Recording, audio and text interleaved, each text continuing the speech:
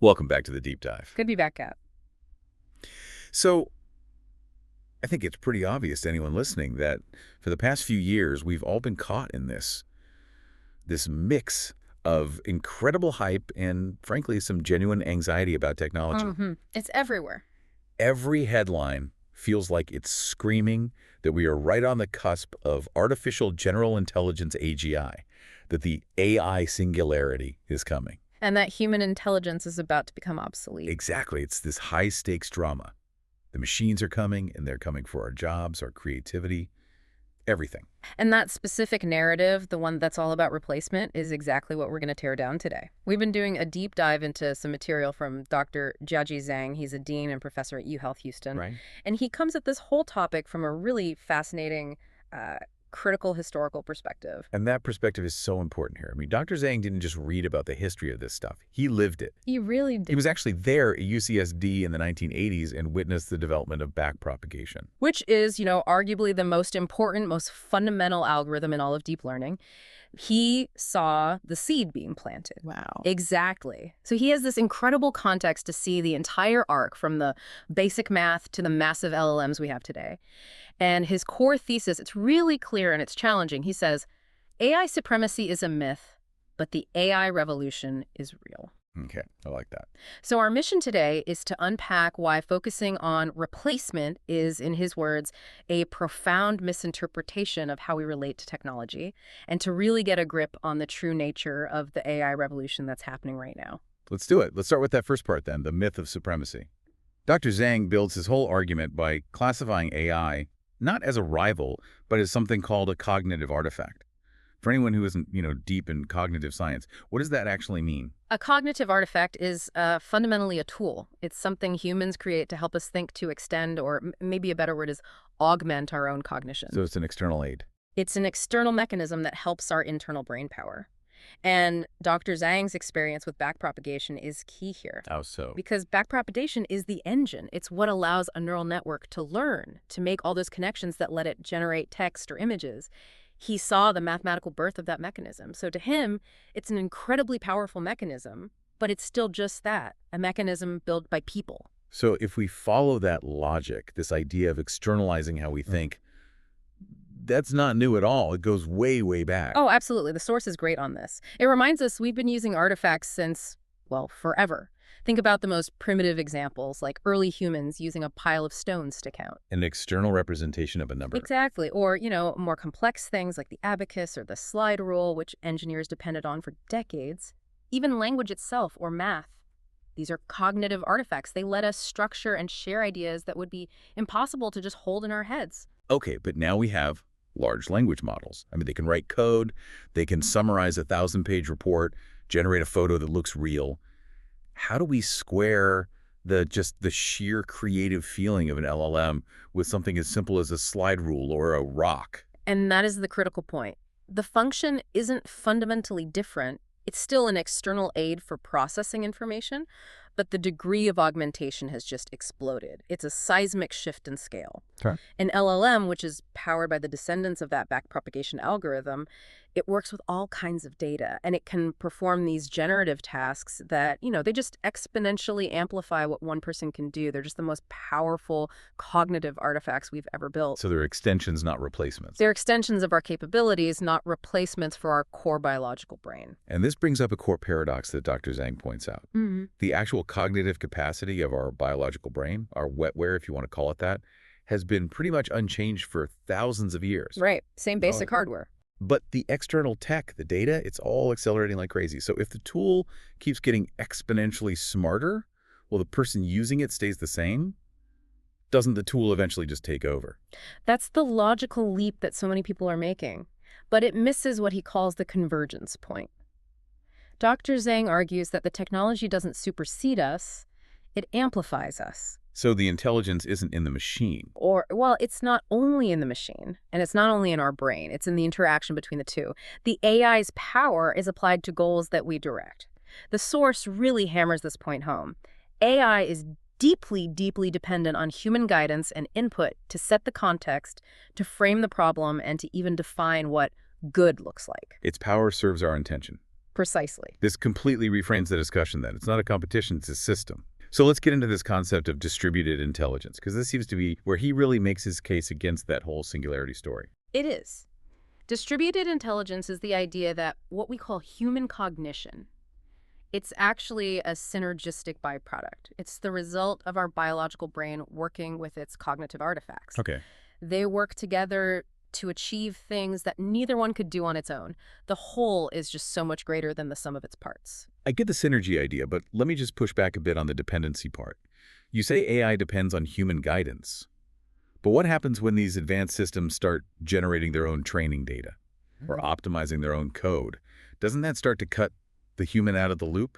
That's a great question, and it really gets to the heart of control. Right. From Dr. Zhang's perspective, even a highly autonomous system is still, at its root, based on human-defined parameters. We still set the initial goals.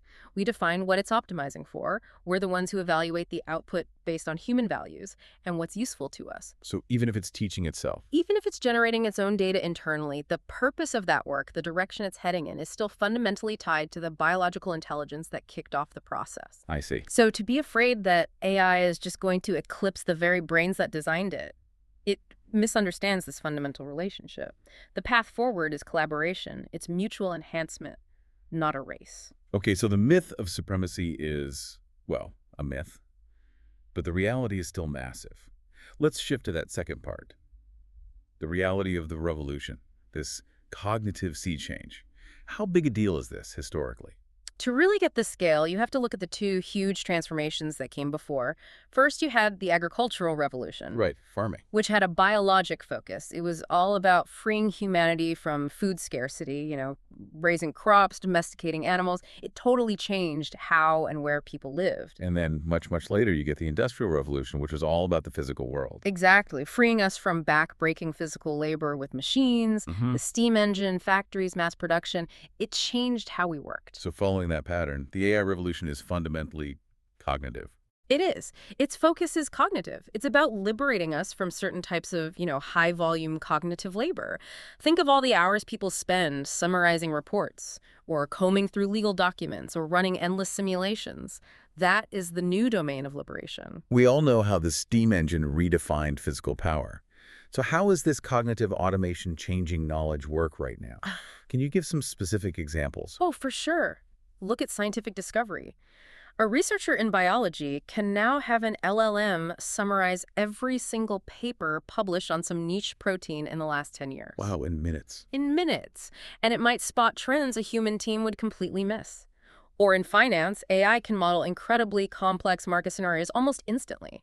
It frees up the human expert from all that tedious data crunching. So they can focus on the bigger picture, the judgment call. Exactly. The creative, intuitive work that humans are still best at. So if the Industrial Revolution gave us the power to move mountains, this revolution is giving us the power to, what, synthesize libraries? That's a perfect way to put it. And that's why Dr. Zhang uses this really memorable comparison.